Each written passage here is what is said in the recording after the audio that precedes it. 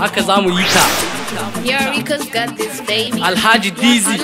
Allah kuwa. To malam ina tafa da wata magana. To ina jin ka.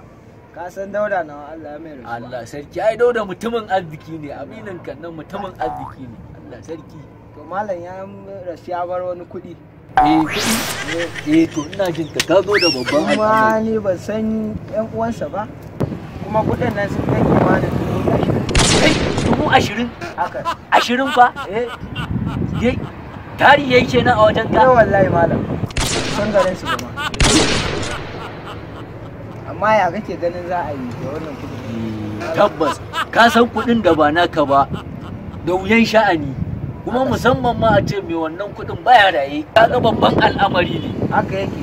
Yawwa kuma baka san magadan shi ba, ballantana ka ba su. Ba wanda na sani. To ni yanzu na san yanda za a yi. Ka san an ce malamai magada annabawa. To yanzu abin da nake gani, yanzu ka je ka kawo kuɗin nan, in kuma ka taho da su ka miƙo su.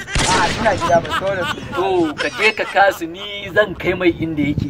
Ya ga mai inda yake. Tabbas ko kana mamaki ai baka san. Ya mutu ba malam. To shine nake so in fahimtar da kai. Ina sauraron da ka ji.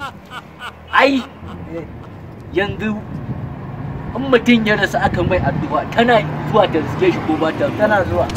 Ya ga ka kuɗin nan dan mai addu'ar 20,000.